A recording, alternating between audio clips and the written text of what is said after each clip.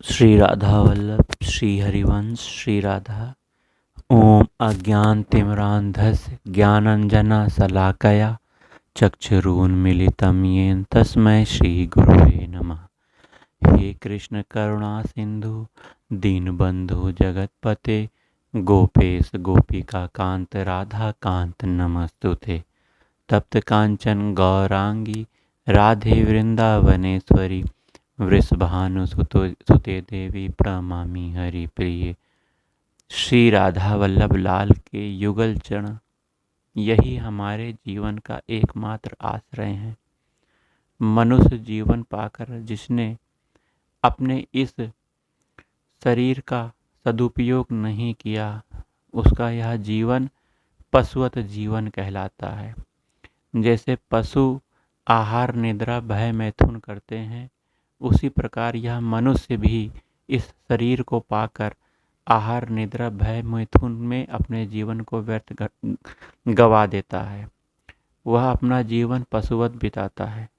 हमें विवेकशील बनाया गया है, हमें बुद्धिमान बनाया गया है, तर्क संगत बनाया गया है ईश्वर के द्वारा। हम एक विशिष्ट शरीर को धारण करते हैं। इस शरीर की सबसे बड़ी विशेषता यही है कि इस शरीर से हम भगवान की प्राप्ति बहुत सरल तरीके से कर सकते हैं। जो व्यक्ति इस मनुष्य देह को व्यर्थ गंवाता है, वह इस शरीर को पाकर दुख तो भोगता ही है। शरीर के छूटने के बाद महान दुख उसके हर जीवन में आते रहते हैं, चाहे वह किसी भी योनि में चला जाए। इसलिए इस मनुष्य जीवन को हमें समझना है। हमें यह मनुष्य देह प्राप्त हुआ है तो हम व्यर्थ की चर्चाओं से बचें, व्यर्थ की बातों से बचें, व्यर्थ के क्रियाकलापों से बचें। अपना अधिक से अधिक समय हम भगवान के चिंतन में बिताएं, भगवान के समीपता में बिताएं, भगवान के भजन में बिताएं, सत्संग में बिताएं। हमारा अधिकतम समय इसी में बीतना चाहिए, क्योंकि हमारा अधिक से अधिक चिंतन जो होगा, हमारे मन की चेष्टाएं, शरीर की चेष्टाएं वैसी ही होंगी। और जीवन बहुत अमूल्य है। इस जीवन के अंत समय में हम जब अपने शरीर को छोड़ेंगे, उस समय हमने यदि ईश्वर का ध्यान कर लिया, ईश्वर को याद कर लिया, ईश्वर हमारे बुद्धि में, मन में, हृदय में समाये रहे, तो हम निश्चित रूप से भगवान की प्राप्ति कर लेंगे। परंतु ऐसा हो नहीं रहा है।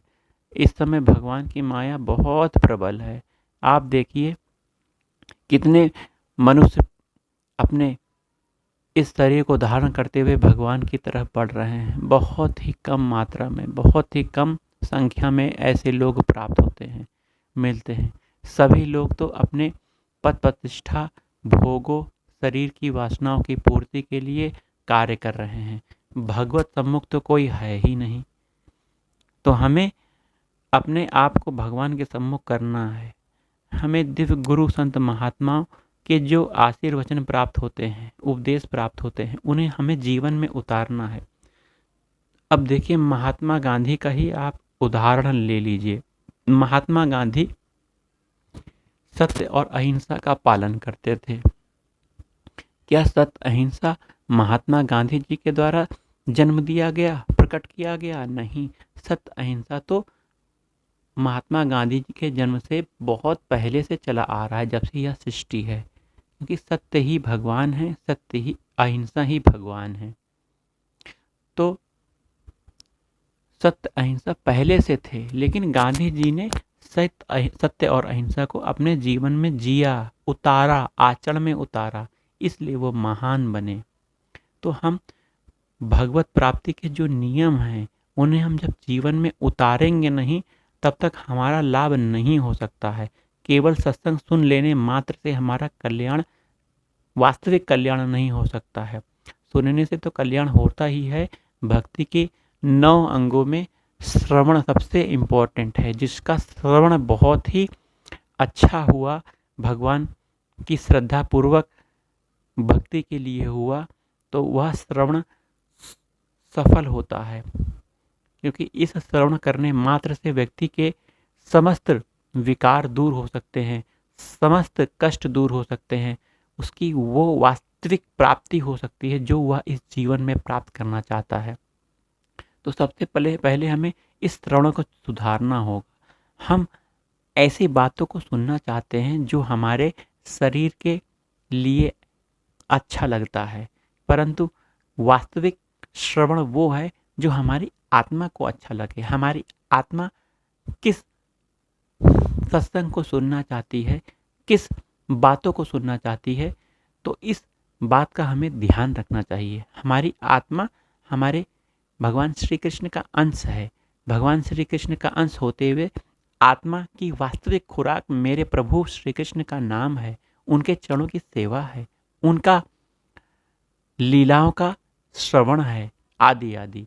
तो इस तरह हम अपने आत्मा की उन्नति के लिए भगवत सत्संग का हमें श्रवण करना चाहिए। इस श्रवण के माध्यम से हम भक्ति के नवों माध्यमों के माध्यम से, भक्ति के 9 अंगों के माध्यम से भगवान से प्रेम ला सकते हैं, उस भाव राज्य में प्रवेश कर सकते हैं जो बहुत ही आनंददायक है। जब आप भाव राज्य में आ जाते हो प्रेमा भक्ति करते हुए, तो आपको दिव्य आनंद की प्राप्ति होगी। इस भाव राज्य में आप क्या करोगे?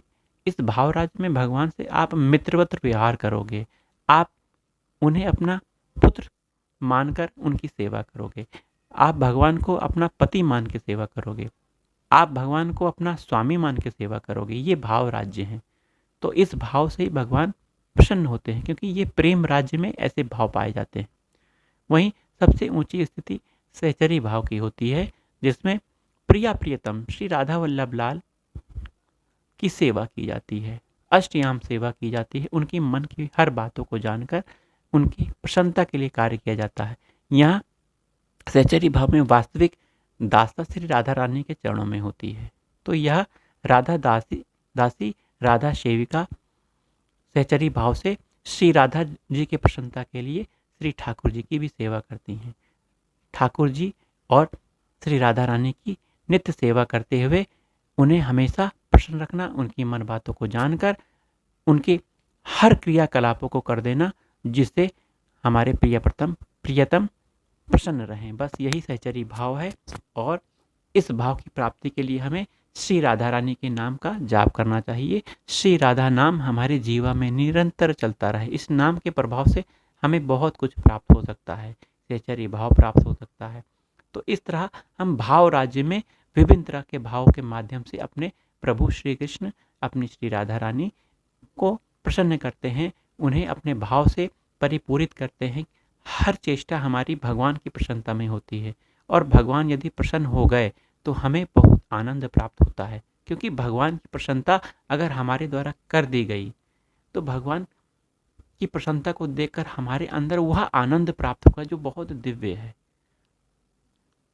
तो हमें अपने आनंद, अपने सुख के लिए नहीं सोचना चाहिए, ये अपितु भगवान के सुख के लिए, भगवान को प्रसन्न करने के लिए सोचना चाहिए, जैसे गोपियाँ करती थी। गोपियाँ भगवान की प्रसन्नता के लिए, भगवान को सुख देखने के लिए नित्य उन्हीं का चिंतन करती थी। हर क्रियाकलाप कर रही हैं, परंतु वह पूरी चेतना से भगवान का ही ध्यान कर रही हैं। गोपियाँ, उनकी प्रत्येक चेष्टा श्री कृष्ण को ध्यान में रखकर हो रही है। जब भगवान बंसी बजाते हैं तो वह घर बार अपने रिश्ते नातेदारों को सबको छोड़कर भगवान के पास चली आती हैं। तो इस तरह गोपियों का प्रेम बहुत श्रेष्ठ है। तो हमें गोपी भाव की प्राप्ति के लिए गोपी गुरुजन संत महात्माओं के चरणों में अपनी अर्जी लगानी चाहिए कि हमें भी ऐसे भाव की प्राप्ति हो सके। तो मनुष्य जीवन हमने प्राप्त करके यदि भगवान से प्रेम नहीं किया, उस भाव राज्य में प्रेम प्रवेश नहीं किया, तो हमारा जीवन बहुत व्यर्थ है। देखिए समय कितनी तेजी से बदलता जा रहा है। आपका शरीर नित्य प्रतिपल बदलता जा रहा है। उसमें देखिए कितनी तेजी से परिवर्तन आ रहा है शरीर में।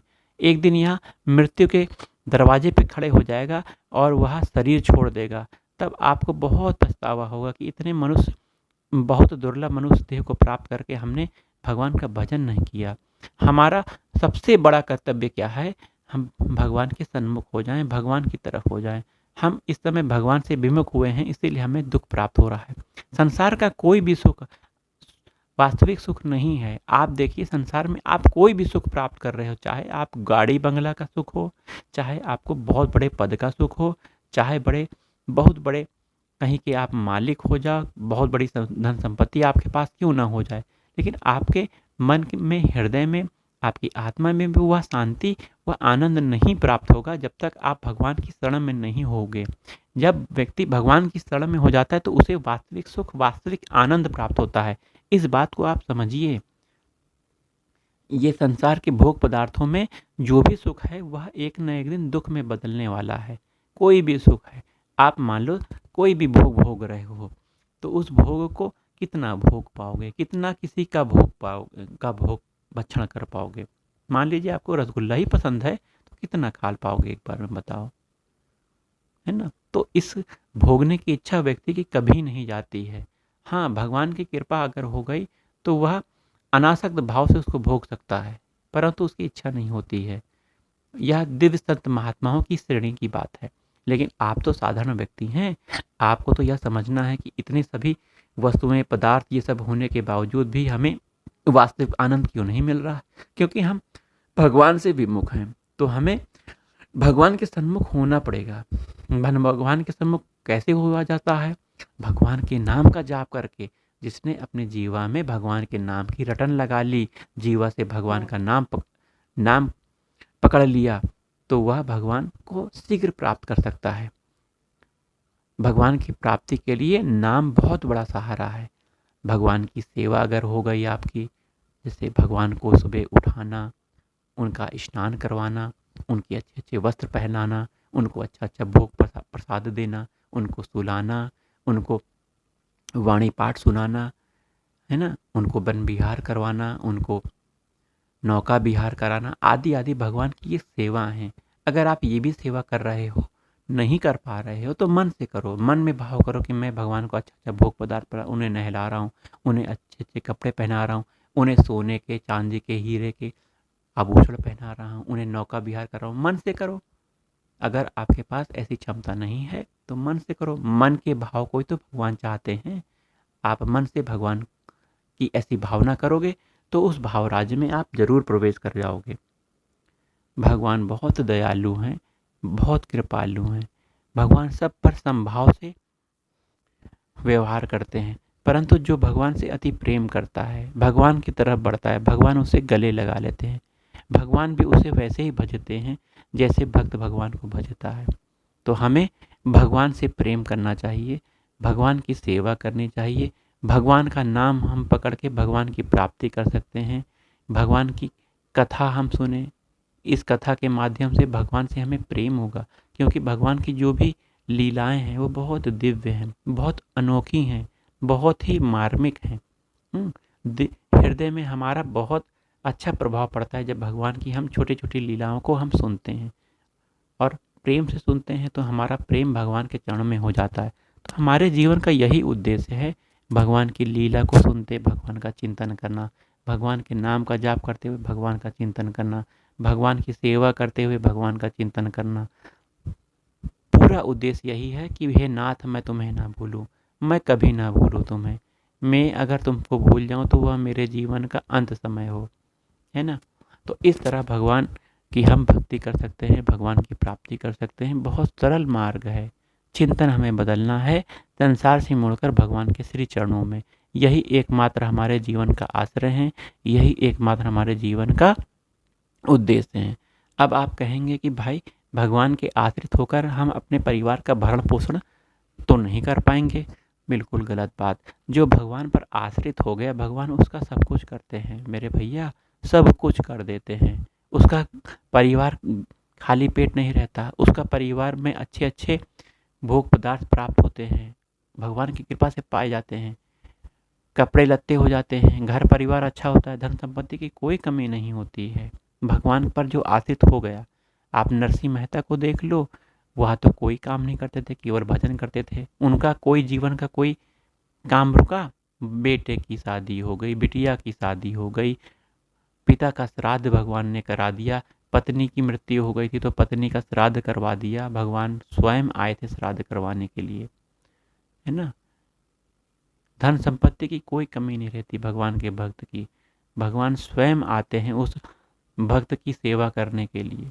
आप देखो, मीराबाई की रक्षा करने के लिए भगवान स्वयं आते हैं। भगवान पर आश्रित है ना, संसार की कोई भी शक्ति उस भक्त का अहित नहीं कर सकती। तो हमें भी भगवान की शरण में होना। जय जय श्री राधा वल्लभ श्री हरिवंश, श्री हरिवंश, श्री हरिवंश।